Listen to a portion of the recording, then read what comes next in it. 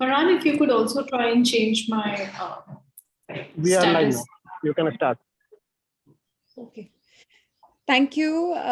Thank you to everyone for joining in today and for being a part of the discussion. So today's discussion is a part of a week-long series that UNDP is hosting around the National Innovation Dialogue 2022. This session is specifically around sustainable investments to confront climate change and really trying to encourage and understand what young entrepreneurs are doing today to do their best and promote solutions that can help bring about catalytic change in the country. We have two very interesting and leading investors, one from the debt side of the world and one from the equity side, who we'll be listening to very quickly and very shortly as well. But before we jump in there, I'd like to give a short introduction to myself, the panel and the panelists. So my name is Ria Saxena, and a very warm welcome to everyone here today. I work with the Innovative Finance team as a part of the SDG Finance facility at UNDP India Country Office. A lot of our work is focused around policy advocacy measures around sustainable finance and a lot of measures around design and building of innovative finance, blended finance instruments that can help in achieving various development and climate goals.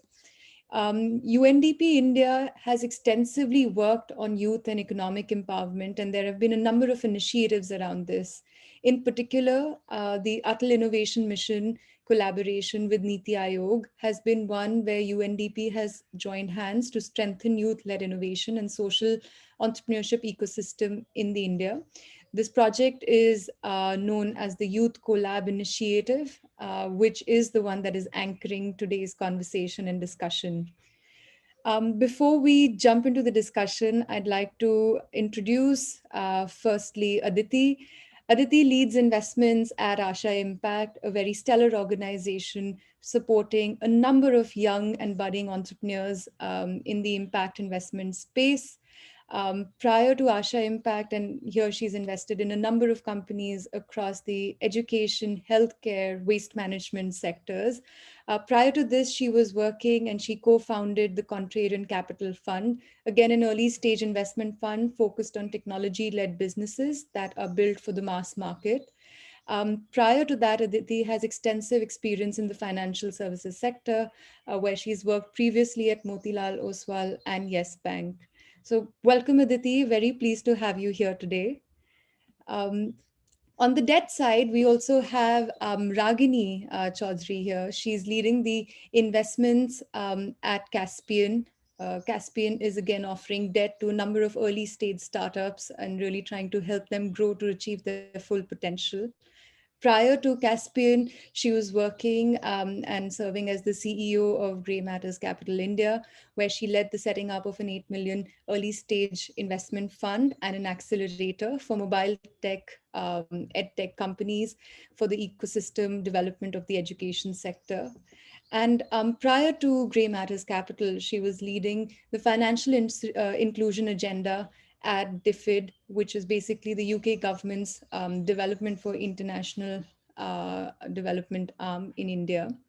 Prior to DFID, she has worked with a number of financial institutions such as Diya Vikas, Care India, Institute of Rural Management, Anand, in various capacities specializing around impact investment, training, rating, consulting, social performance for the microfinance sector. So very warm welcome to both our stellar powerhouse ladies today. And I would like to start today's conversation, asking one question, which I'm certain everyone who's listening today would want to know. What are your hot sectors as you see it today? In your opinion, what are the SDG aligned hot sectors that are of most interest to you and from your respective funds perspective as well? So probably, Aditi, I'll start with you on this question and Ragini, come to you next. Thanks, Ria. Thanks so much for having me here. Wonderful panel. Great to be here with Ragini. Let me start by introducing the firm a little more broadly, which will set the context for what we consider hot or not. At Asha Impact, we represent purpose-led capital. We have a vision for the world which is more inclusive and more sustainable. And for us, the business is about partnering with founders who are aligned towards, building towards that vision.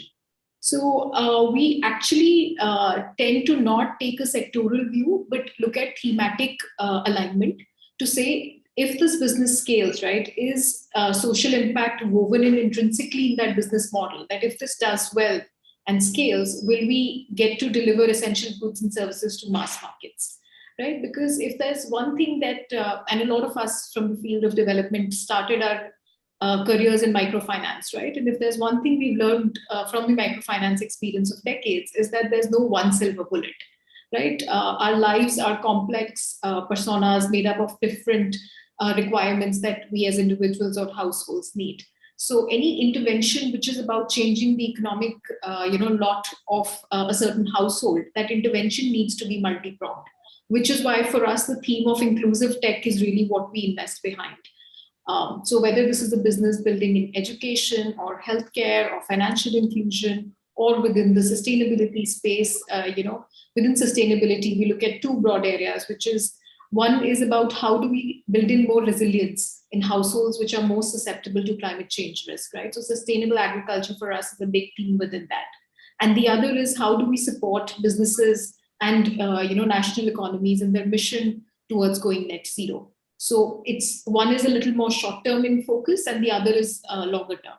So any business which speaks to these two broad themes, that's something we would love to partner with. And for us, it's not about topicality, right? Impact investing is, we think in decades. So anything that's aligned to that is something that we would consider hot. Thank you, Aditi. A very relevant point, and I will pick on this later. Impact investment is about decades. Truly a theme to teach patience to any young entrepreneur listening to this conversation today, and we'll talk a little more about that ahead. But Ragini, over to you to just introduce a little bit about your work in hot Sure. sectors. Yeah, very well articulated, Aditi. I think you couldn't have said it better. So for Caspian, Caspian is a very one of the oldest impact investment firms in India. It was one of the first to set up an equity fund for financing microfinance, and I'm talking about 2005-06. So that was the first sort of private capital that went to microfinance. So at that time, impact was equal to microfinance. It's only impact investing was about investing in microfinance, and of course that sort of ambit has increased to include other sectors also, which and these were like regular ones like education, health, all the critical problems that the country like us is trying to solve, right? Access to education, health, clean energy, sustainable agriculture. And so for us, the lens that we apply is the business building for a better world? Is it contributing towards a better world for the lack? And then if we break that down into sectors, then it would be, like I said, what are the key challenges? There's financial inclusion problem. So financial inclusion, both for people and SMEs. Then there is access to education problem, in both outcome as well as just number of people accessing it, so education. Then health, because again, these are some of the critical problems that our country is trying to solve. But one important agenda for us is being climate smart. And that's something that Aditi also alluded to. And what we mean by climate smart is both mitigation and adaptation. So both short-term and long-term perspectives, because mitigation is, just generate renewable energy, and adaptation is about changing behavior relating to the climate. So, and one more thing that is very important to us is gender, that are we investing in women-led and managed businesses or women impact businesses? We separate the two. And when it is women-led and managed, we don't care which sectors they come from, because we all know that women founders are underfunded. We have enough data to say that. And women impact are anything that reduces their, makes their life better in any form, whether it is, yeah. So I'll stop here and then add to. Yeah. No, thank you, Ragini. Again, gender an important theme. I will be coming back to that as well. But just a common point that both of you suggested, and of course, this aligns with India's commitment towards net zero being achieved by 2070, right? That throws a lot of emphasis, both from the government, from the private sector, to align businesses with the 2070 target and take up new opportunities in businesses that create or that fulfill that gap on how to move towards sustainability. So just curious to talk a little bit more about, what kind of startups are you seeing around, climate change, be it mitigation side, adaptation side, or be it just, as Aditi, you focused on more of a thematic theme-based kind of an investment philosophy. What are some of the types of investments that you're seeing happen which are aligned with the climate goals? What are some of the subsectors where you're seeing the most amount of movement and new ideas coming up?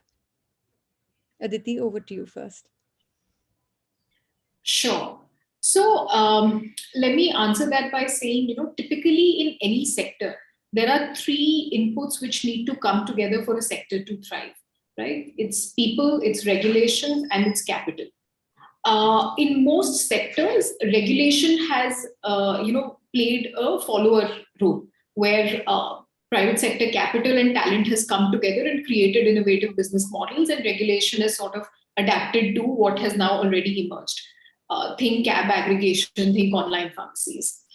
What is different about the area of climate tech is that government really is leading from the front and creating an enabling framework and setting up some very strong incentives for both good talent to enter the space and then subsequently private capital to come and fuel these businesses. We've seen this play out in the space of waste management. We were early investors in NEPRA, which is India's leading private sector company managing dry waste and helping in material recovery. The first 10 years, NEPRA took to go from 0 to 100 tons per day capacity. Whereas in the next 2 years, they've seen that capacity grow 3x. They now run facilities which can handle 600 tons per day of waste, right? And a large part of that impetus has come from government regulation and programs like Swachh Bharat Mission, where they've really put the onus on large ULBs to step up and engage with private sector companies to make sure that as much as possible, waste is averted from going into landfills. We're now seeing something similar playing out in the space of mobility as well. There are very strong incentives government is putting in place through whether it's PLI or subsidies even at the consumer level, because of which we're starting to see good talent emerge and build businesses in the areas of new products in clean mobility, charging infrastructure, and underlying technology innovation as well in batteries. So I think going back to that first question, right, what are we seeing? We're seeing a lot of innovation happening in the space of climate tech, but it's being driven by regulation. I'm hoping that private capital steps in and starts playing a more important role here. A lot of folks are still sitting on the sidelines and wondering, is the market large enough? Are we still too early? I think we'll have to be more. I think we'll have to approach this with more conviction and say this needs to happen, and it will happen when we take that position. We need to make it a self-fulfilling prophecy from capital providers' side. So that's the role I think we as investors, and I'm hoping entrepreneurs in the audience take. Thank you for that, Aditi. And maybe two quick follow-on questions for you on that response. It's interesting you highlighted two really prominent sectors, waste management and electric mobility, right? Those are two sort of sunrise sectors, so to say. What would be your take on something in the power sector as well? Because a few years ago, there was a lot of conversation on decentralized renewable energy models being sort of the go-to thing in the energy sector to fund for impact investors. And I remember this would be, say, 5 years ago or so, when the policy environment wasn't as conducive at that time, and there were concerns about tariff and tariff wars between your larger power sector players and your smaller DRE startups in that space.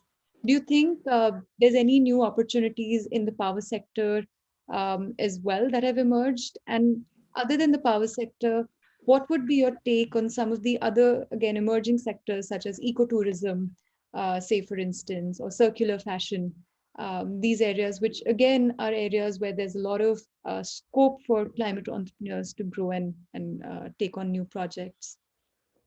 Sure. So, this is an internal thesis formation that we also did, where we educated our stakeholders to say why this time is different, right, when it comes to climate tech. Because there are a lot of people who say, no, but we've seen the renewable energy wave of 10 years ago and people lost money. Look at the big US examples of Solindra, etc., right? But this time, what is different is that climate tech is not a sector. Think of it as a secular trend that applies to different sectors, right? It's the equivalent of digitalization.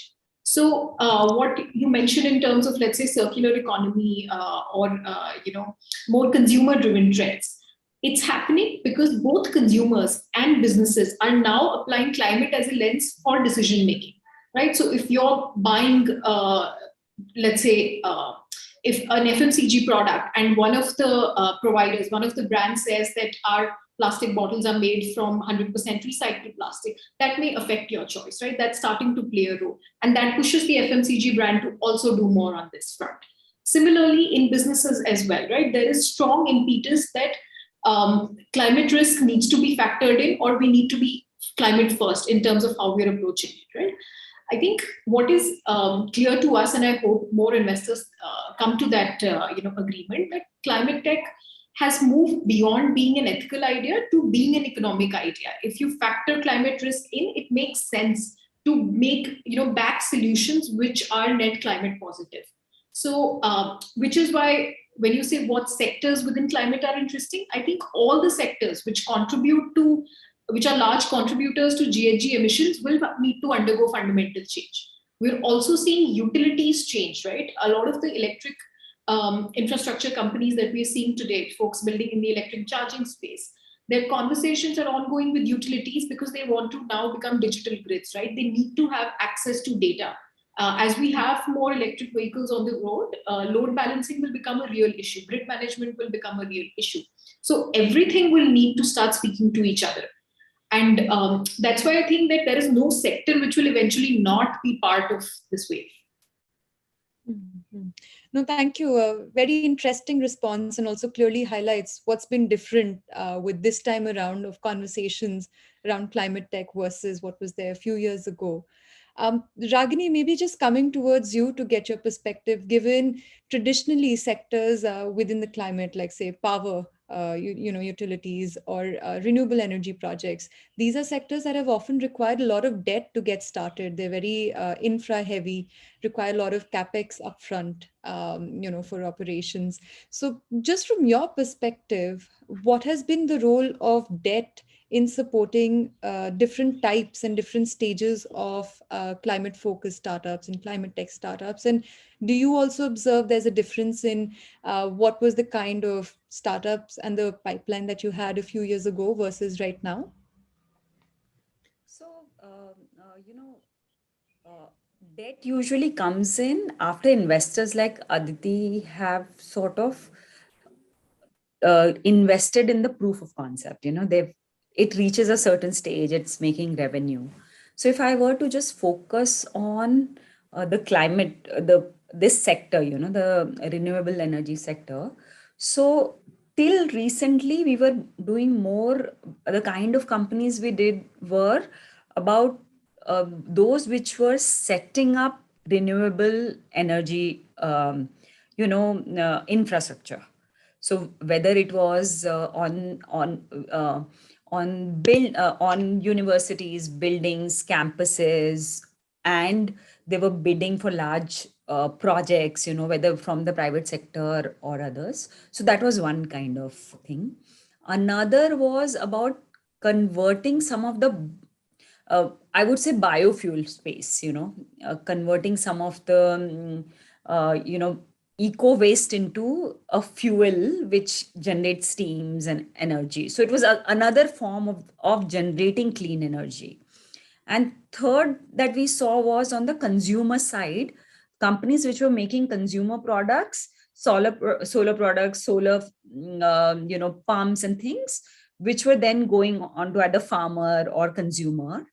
And we've also done sort of consumer product, which is just based on the clean energy. So there's a company called Atomberg, which makes fans, So this was our kind of universe. But what we have seen changing in last few is, like Aditi said, mobility.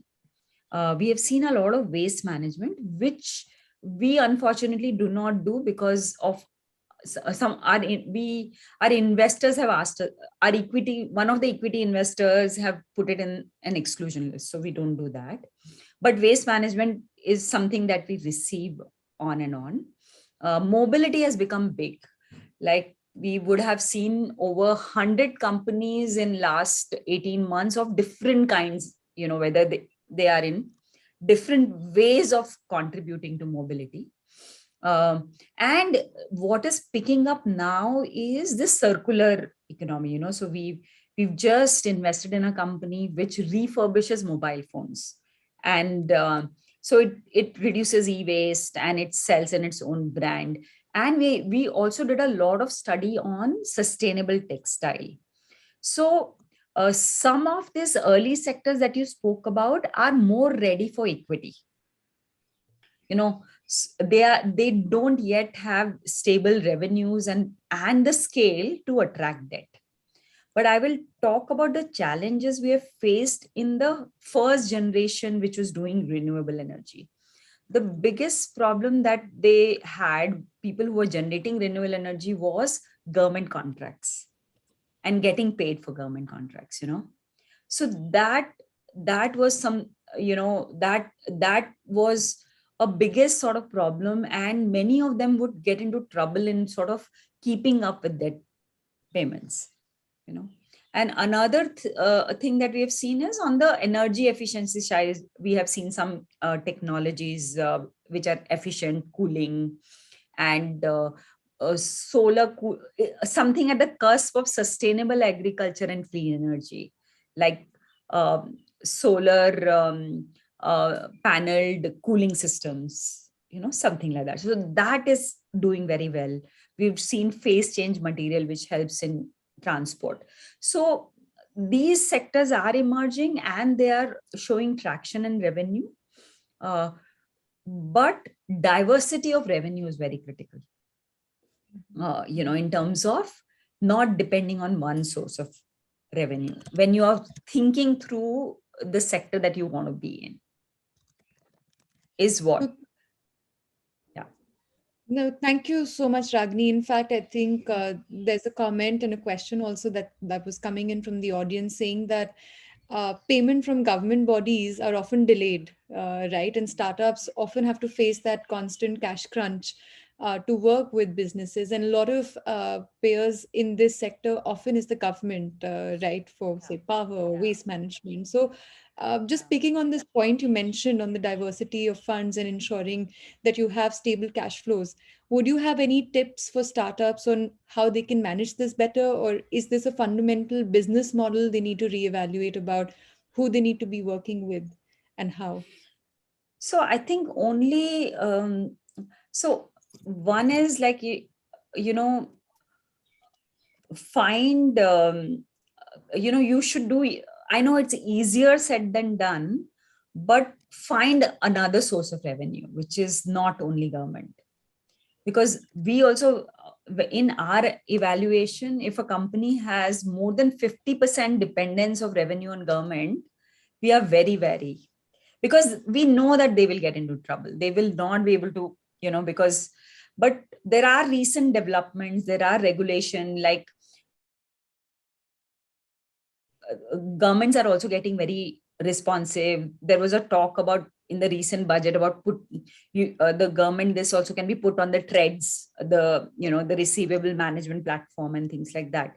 So there is a movement in that direction, but you need a track record to say that you have serviced government and received the payments, so I think equity there helps to have that cushion to manage the cash flows in between. So, and also what we found helpful was to not take a standard term loan, which is like, EMI based or this, but take a revolving facility. So you draw down the loan when you have a purchase order, you repay back, and then the limit is available again. That is a more suitable kind of a product to manage your working capital. Got it. No, that's an interesting point to go beyond your standardized term loans and explore alternates with a revolving facility to manage those cash flows. Aditi, just coming to you and with your experience of NEPRA and waste management, with them, they've had government as a key client that has to be served. I mean, what kind of innovation has NEPRA or other companies that you have evaluated done to deal with this government issue of getting delayed payments or having to face that crunch? What has been your experience where companies have done something innovative to deal with this challenge? Sure. So there are things you can control and there are things you can't control, right? Life falls into buckets. So for the things that you control, as an entrepreneur, you build your own business model, right? So fundamentally, don't build a model around government being your customer. It just doesn't work out unless you're funding it all with proprietary capital, and it's very, very patient in nature, right? We've seen that happen even with the whole wave of NSDC funded education companies, again almost a decade ago. So don't build a business built on government revenues. But in the second bucket, where life gets interesting, is that given enough time, we've seen sectors change. Government also over a period of time realizes that they need to be an enabler. They don't need to be a provider themselves, right? We've seen them step back and set up an ecosystem where private sector can really engage in business models where private capital can come in and play that catalytic role that it does. Even in the case of NEPRA, government is not a customer for us. Government is the initial entity which helps set up the contract, right? So we need to engage with government at a ULB level to have that dialogue and say, we want to enter your city. And in NEPRA's case, actually, it's more cities approaching us to say, can you come and set up an MRF in our city? But once that dialogue happens, then government steps out of the picture. And NEPRA's business is built entirely on getting recyclers as customers. So none of the revenues come from governments, right? Similarly, if we look at agriculture as well, right? Again, a few decades ago, people used to say there is a fundamental risk here that no contract against a farmer will be enforceable and we can't do credit to farmers at all. Next election cycle, there will be a farm loan waiver and all of that. But smart founders have found a way to change that. And you have so many successful agri-techs now, which engage with the farmer as a paying customer today, right? Because you're providing value to that end customer. So going back to that point about what you control the vision for your business and make sure that vision is built around delivering strong value to that end customer. And that end customer can never be government. Government is an intermediary layer which represents an end consumer. Think about end consumer, go direct to consumer. And government will then step in and play that role of supporting you as long as they see you providing value to that end constituent. Got it. So the message is quite clear that use and see the government as an enabler rather than a direct customer paying for your growth of your business. And that probably is what Ragini and Aditi are both referring to as well, to come up with a model that doesn't have them at the center of it, but rather just an enabling service that is taken from the government. Just moving on to another question, another interesting one that's come up in the chat is that, for a lot of startups, I think they're keen to understand how should they think about raising debt versus equity. This is more like a 101 question that is there. When should you focus on debt? When should you focus on equity? What are the prerequisites for each? Maybe Aditi will quickly start with you on this one and Ragini come to you then. Sure. I think it's a very basic, corporate finance thought process that every founder should understand, right? It's their job to educate themselves on this. Ragini also alluded to this earlier on, right? That what capital you should be raising is a function of three things in our view. One is what is the product or service you're building, what is the stage of company you're at, and what is your long-term ambition as a founder. So I'll give you examples of different instruments and how you should possibly think about those based on these three parameters. Let's say you're building a medical device, right? It requires you to invest significantly in R&D. Neither equity nor capital debt will have the appetite to support you at that point, for which the right instrument to look at is possibly grants, right? And you have programs like BIRAC, which do a lot of funding, grant funding towards this end. After that, once you have a product or service that you want to do a POC around, that's where early stage equity capital comes in. Early stage equity capital is really there to help you find product market fit, right? And once you have stable cash flows, or once you have cash flows which are enough to at least service interest cost, and depending on what usage you're looking for, and Ragini can speak more to this, in terms of capex and working capital, those two really should always be funded by debt if you have the ability through your cash flows to do that. And finally, you have more innovative models, revenue-based financing, etc., which are emerging, which also work if your business has very strong revenue visibility. You really don't need to dilute equity for that as well. So it depends on what stage, what product or service, and why I also say depends on your ambition, because certain instruments put you on a particular path that you need to be committed to, right? For example, if you take equity capital from a financial investor, impact or not, that doesn't matter. But if you've taken third-party equity capital, then you need to build at a cadence such that at some point you're able to generate a liquidity event for those investors, because they've come in as financial investors and have a fiduciary responsibility to return that capital. And if you don't want to be on that path, and you don't have that kind of ambition for your business, then don't take equity capital, because then there's no going back on that choice. No, thank you, Aditi. I think that's a very helpful 101 answer to a lot of the entrepreneurs listening in today. Ragini, I'd like to ask you if you have anything to add, and more specifically, I think another question that has been raised is that the government, while they've launched a number of schemes and funds, but I think people face difficulty in getting access to those funds, a lot of the startup funding support that's there. Yeah. So in your experience, are there any tips that you could impart with entrepreneurs who are listening in as to how they can get access to government, early stage grant funding, or even non-government sources? What's the strategy to go behind these? Yeah. So unfortunately, there is no sort of a platform which aggregates all this. But I think it's important to research in the sectors, like Aditi mentioned about BIRAC, that if you are in a life sciences sector, then BIRAC is the place to go. And there is always continuous announcement of schemes that is happening there. Another thing is that do get registered as a startup at the Startup India platform.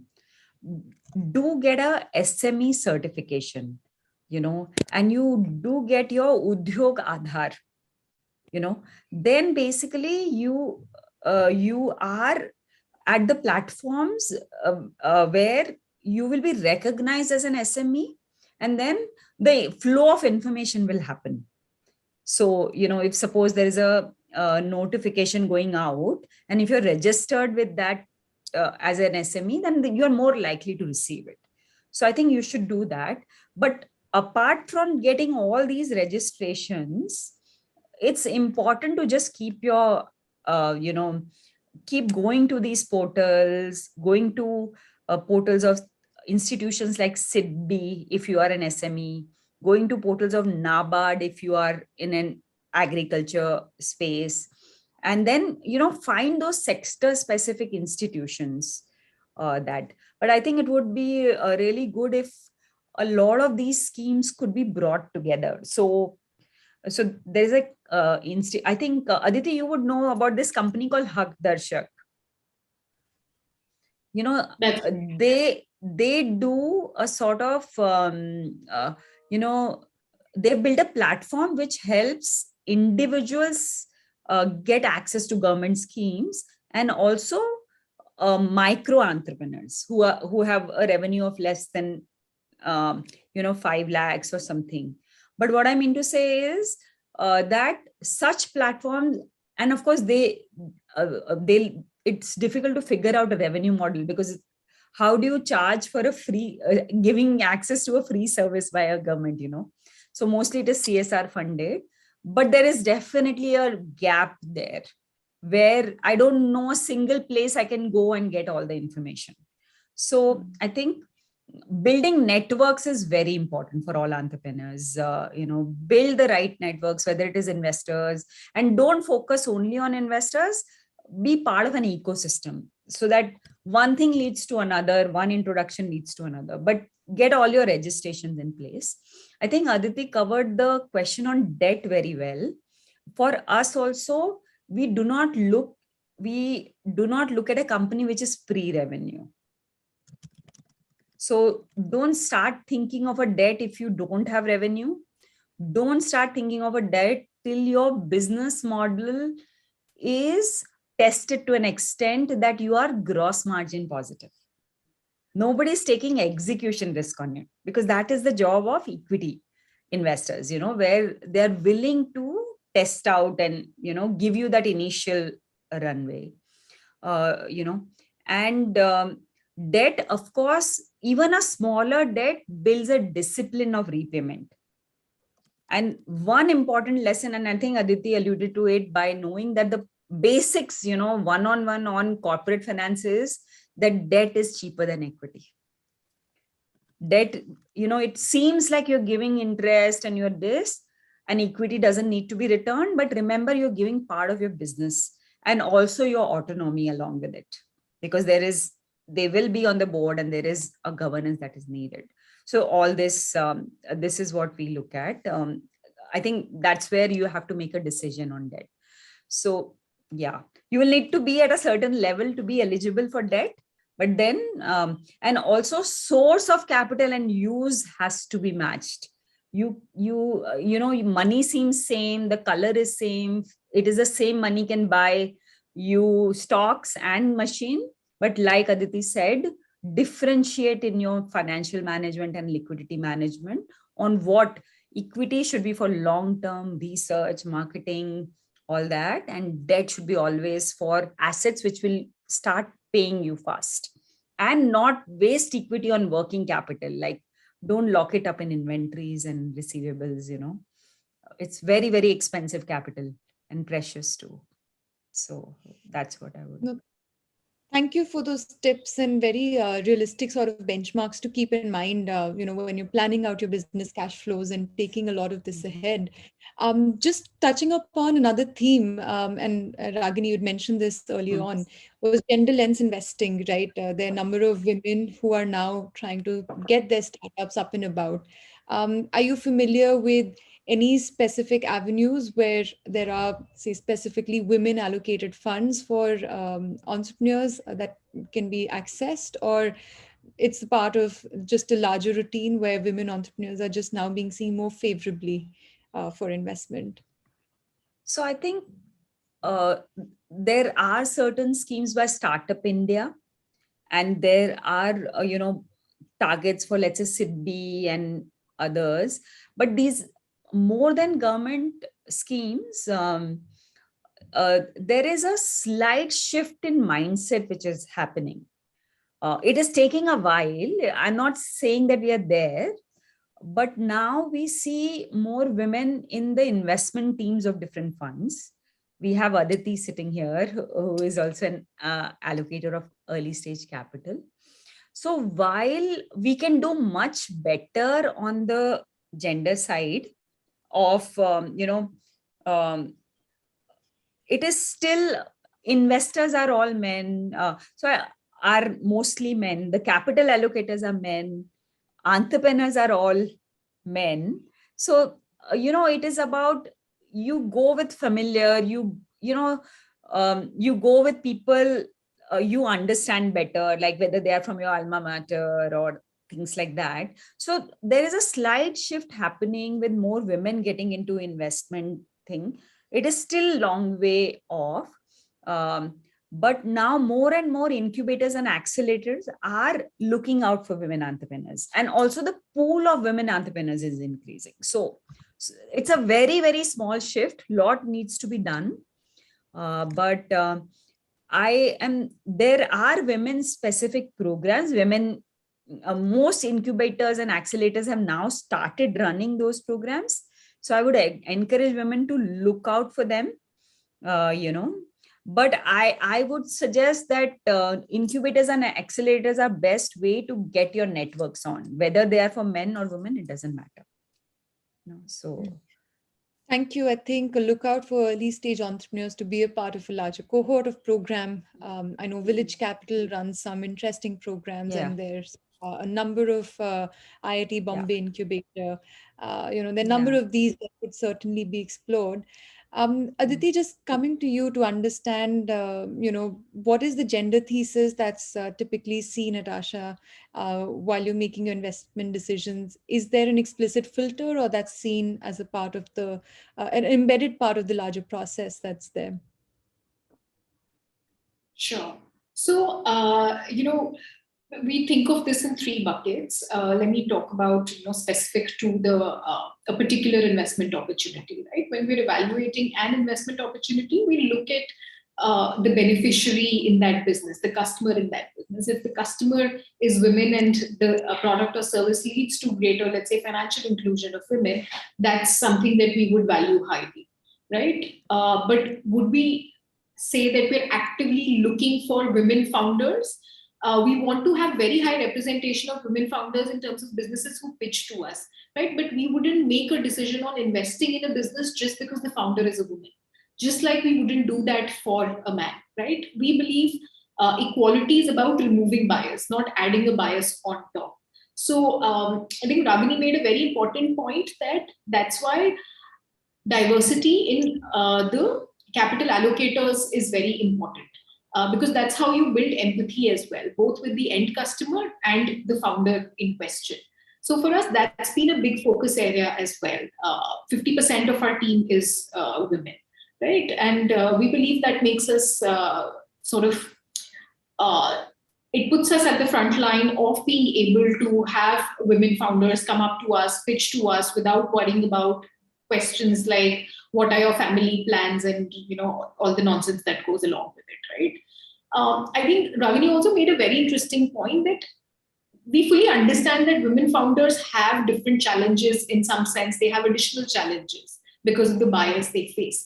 But the way to solve for it is not necessarily to go looking for only people wanting to provide capital for women founders, because a lot of the challenges that you have in fundraising are common to different businesses, right? It's about how to make sure you're hitting the themes of large market size, how well you understand your problem statement, what could your possible scale challenges be, etc. So you need to have a network where you're building a knowledge base of just how you should be raising capital and how you should be pitching in it. And then the second aspect of the network should be people who really champion you as an individual, right? And who recognize your individual challenges as well and want to help you overcome that. They may have gone through similar challenges as you. So it could be other women founders, or it could be somebody who really wants to help you work on your confidence or your pitching capabilities to specifically overcome those challenges that you're facing as a women founder. But don't let gender become so entrenched in your own mind that you expect, or you start looking to, looking at all capital providers as also people who are carrying that bias, because not all of us do. No, thank you, Aditi. I think that's a very important reality check over there as well. While gender lens investing is an important factor, interesting point raised by you that don't let that become another bias on top. That's not the intent of a lot of this work ahead. Another few interesting questions that are coming up. One which is basically asking, how can retail investors participate in impact investing?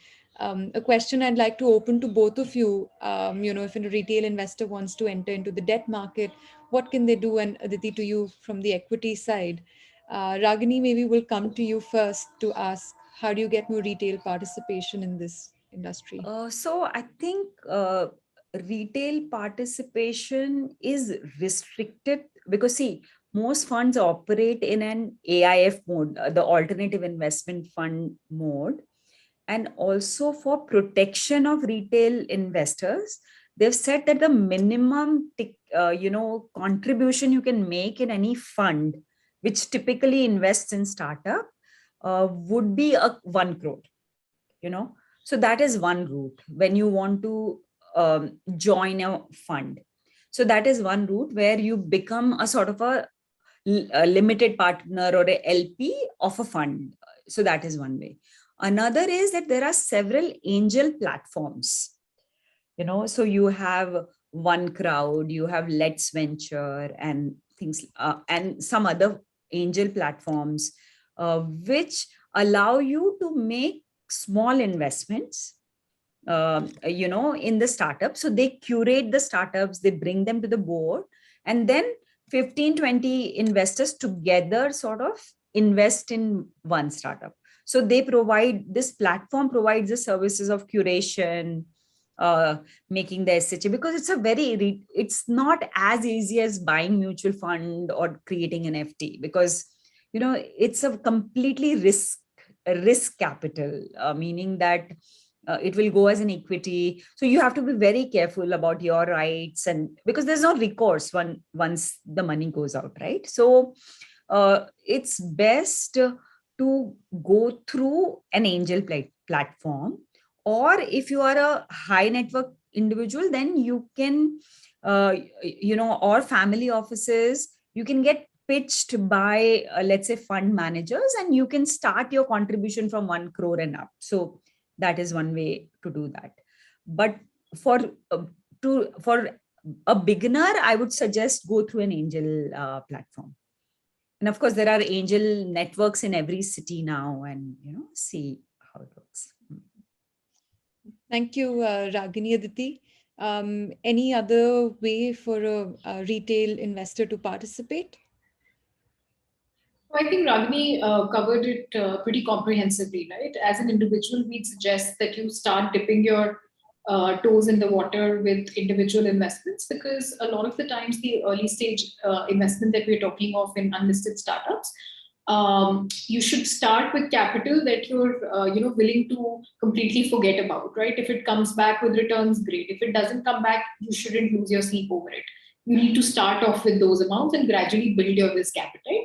And it's also a function of your investable corpus. If your investable corpus allows you to start off with check sizes of 1 CR plus, then there are organized pools under the AIF regulations which are available to you, and most of them get distributed through wealth managers, etc. So you have the ability to invest through those. But it's good if one understands the space a little bit more before starting to invest in funds. And another quick question, just focusing back on one very essential part of your process, which is impact measurement. Again, would want a quick response, Aditi, from you and Ragini as well. How do you measure the impact that your portfolio's company is creating? Is there a specific format in which you ask for information? Do you help them out with the process? Is that a key requirement for you as an investor in climate tech startups as well? Aditi, maybe quickly to you, and then Ragini. Sure.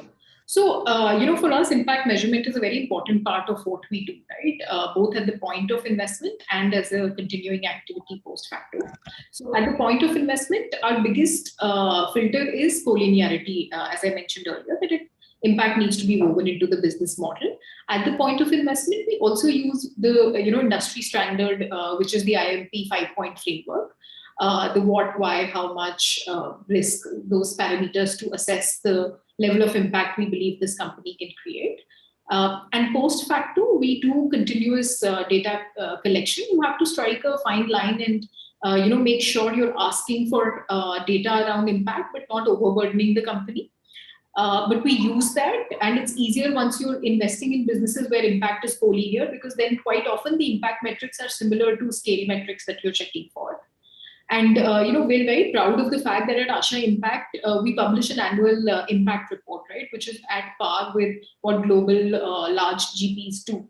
So we're just in the process of publishing our third annual report, and that really comprehensively covers the depth and span of our impact. And we're very proud that in our entire portfolio till date, our work has touched the lives of more than 2.5 million people in India, across 12 of the 17 SDGs. So we are very excited that while we see great financial performance, right, we have a portfolio which is greater than 30% IRR, and we think we'll deliver great cash and cash returns to our investors as well. But equally, it's the impact creation that excites us, keeps us motivated, and tells us that we're doing something of value. Thank you, Aditi. Ragini, over to you. Yeah. So for us, impact is an initial filter before they get in. So we apply the sector lens to get in. And then during due diligence, we go through a complete ESG metrics where governance, their social, who they're reaching, who their clients are, and we give a lot of focus on the HR aspects of it, whether they are following, what kind of safety, health, the policies, whether they're getting the 26-week maternity leaves and other, things like that. So that's part of due diligence. And then at the time of investment, we agree on 2-3 indicators on which they will report to us quarterly. And then this is over time collected, and we do an annual social performance report, like Aditi said. We've been doing that for like 6-7 years now. And so we also have an SDG impact of around, we impact 13 SDGs. We've created 80,000 jobs till date. And of course, on our carbon footprint and all that, we have 46% of our, something we are really proud about is that 46% of our disbursement last year's went to women-led and managed businesses. So, so things like that. And every sort of our social performance report has a theme. So last year it was about COVID impact and how our businesses coped with it and things like that. Yeah.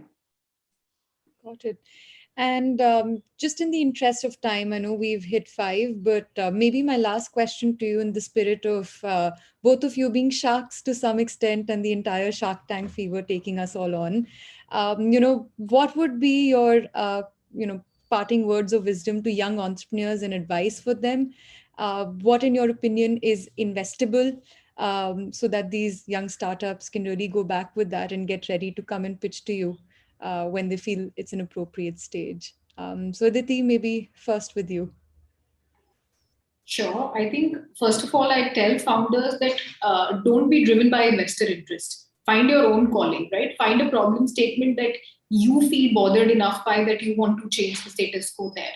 Because building a business is really a multi-decade experience, right? So you will go through ups and downs, and you will be able to power through those waves only when you are exceptionally motivated by changing the status quo. So even in our evaluation, right, we look for founders who have unique insights into the businesses they're building, and it often comes from a place of either personal experience or expertise. So use that as your compass to arrive at what you want to build.